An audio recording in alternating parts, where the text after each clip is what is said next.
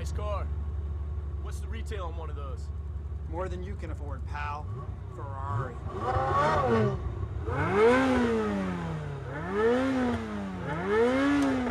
Smoke.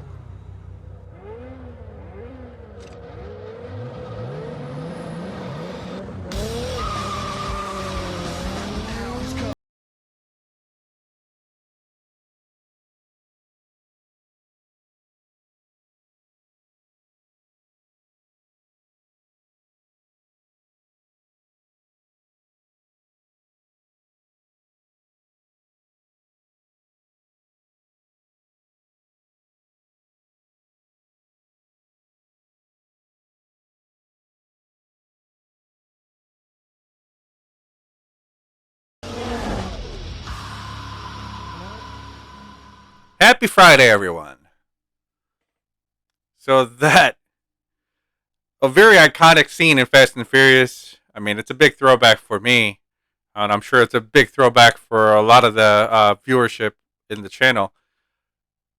That was that scene. I think really aged super well, and it didn't age well for the Ferrari owner because now if you try and go buy a twin turbo Supra, it's going to be more expensive than the Ferrari that's in the scene there. So yeah, more than you can afford, pal. It's a Supra.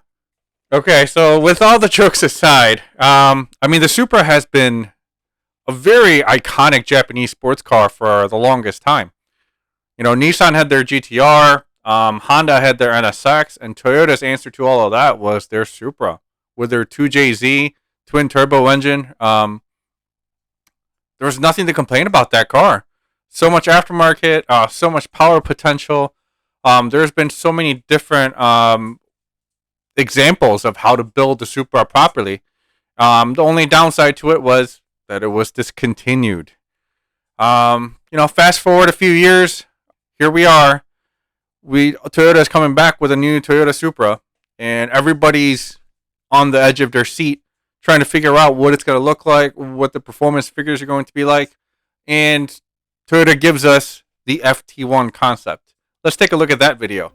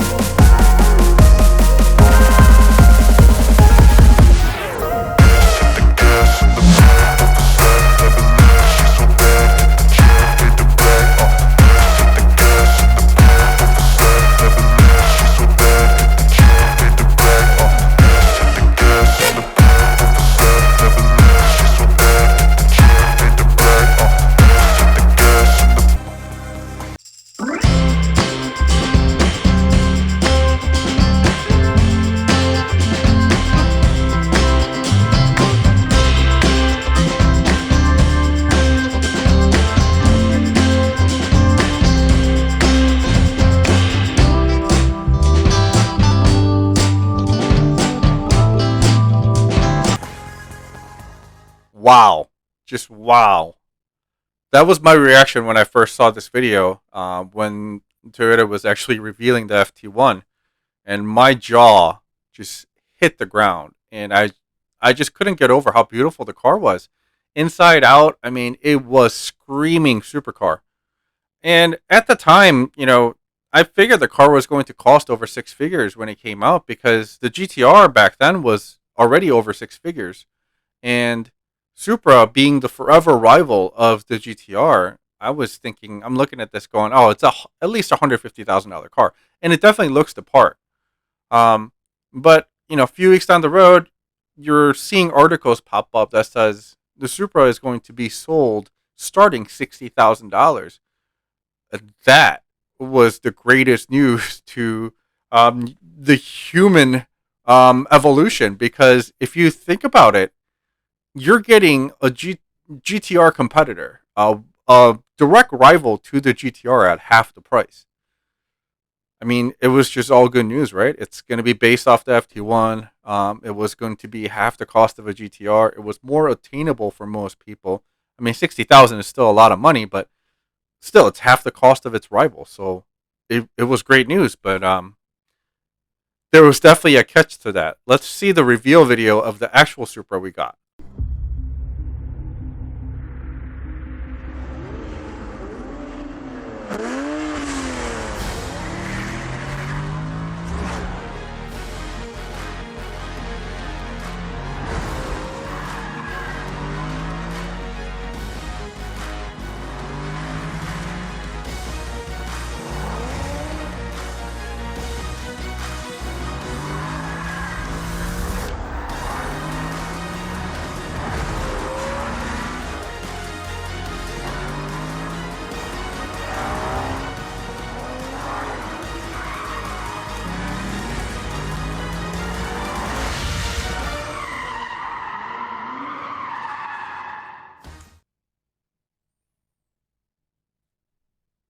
Toyota, what happened?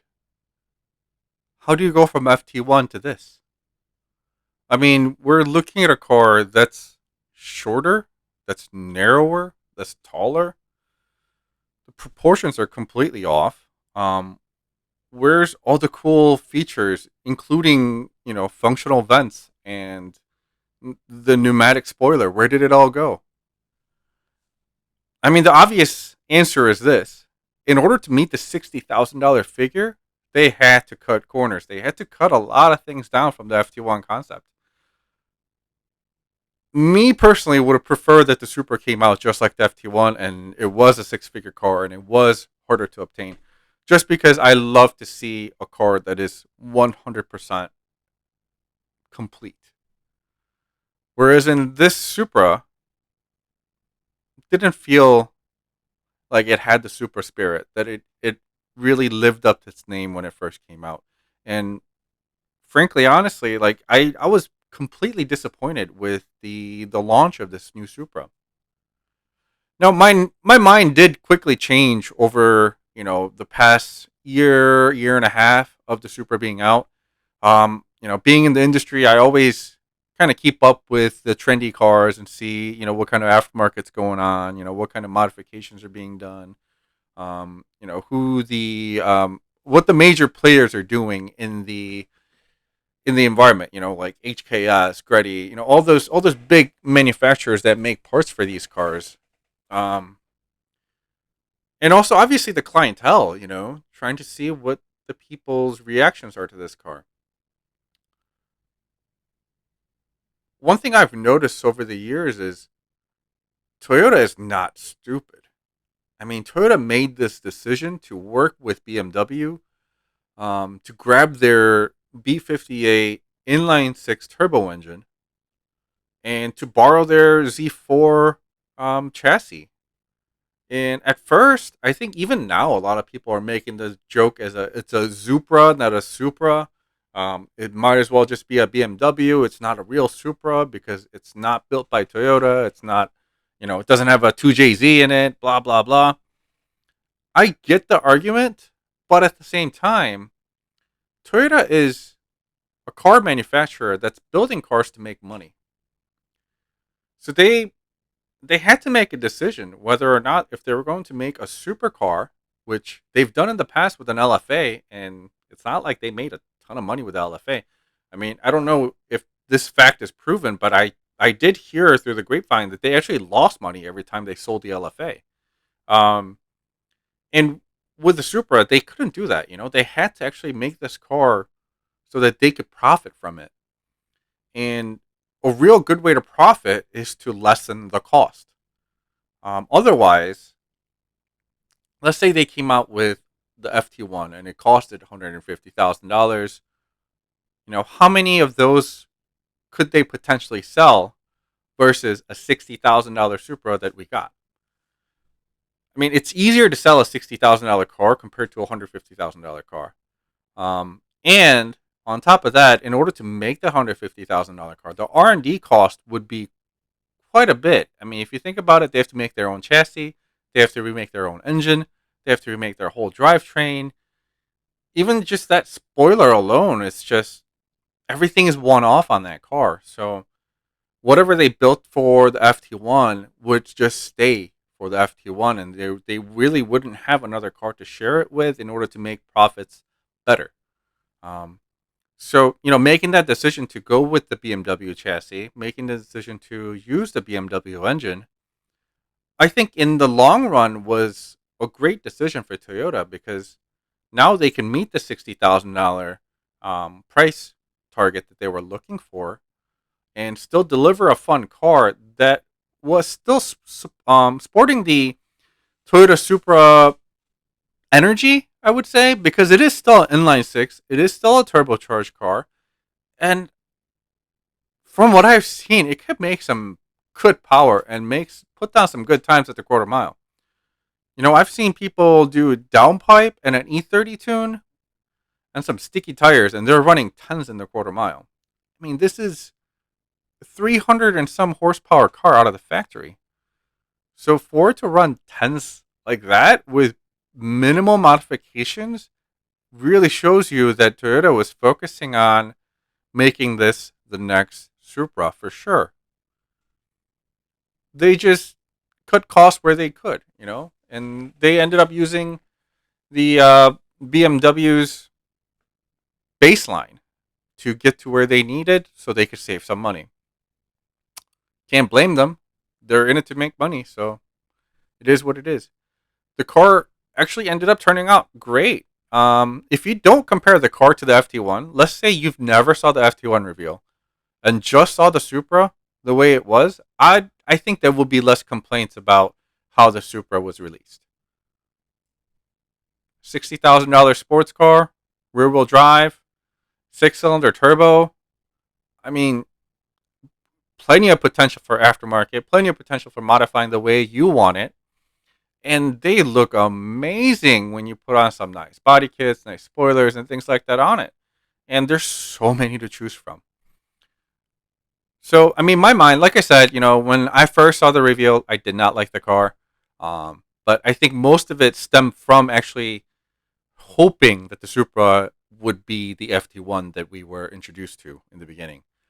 But, just with that put aside, Supra itself as a car is a great car. So, I mean, I'm trying to stay objective, and I would score this car 8.5 out of 10. The reason I score this as 8.5 instead of a 9 is because 60,000 is still quite a bit of a higher number for a lot of the buyers in the market. So, I mean, the Nissan Z is coming out at 40,000 starting, so that's more of an easier market for people to get into. 60,000 is a little bit tougher to get into, and if they were looking for, that I want to sell more to the public mentality, I think bringing down that cost down a little lower was better. But I know why they couldn't, because if you sell the Supra at 40,000, for example, BMW can't sell their Z4 at 60,000. Like, it doesn't make any sense because it's the same car. So yeah, I mean, that's where I'm gonna knock off a half a point. So it's 8.5 out of 10. But honestly, if we're not talking price, 9 out of 10. I mean, it's a great car. I do have one quirky video of a Supra. A friend of mine actually sent me this video of his own Supra when we were talking about, I was going to make a video about the Supra, and he was saying, hey, this little quirk in my Supra really pisses me off. So I'm going to show you that video. There are some quirks to the car, such as wind buffeting and things like that, but easily fixable, easily remedied. So it's nothing that should stop you from going out and buying the car or even test driving it, having fun with it. But yeah, watch the next video. Have a good laugh. Have a good day. Like, subscribe, hit the notification bell, and we'll see you on the next one. So this is what I mean. So you're coming up to your Supra. You go, open the door. You open the trunk. So you click it. Right now, it opens up. And boom, you're good to go. But say you do the same process, but this time you close the door. Look at the trunk. And now when it does that, you can't open it. You have to go back inside, open it, or just hit it with the key.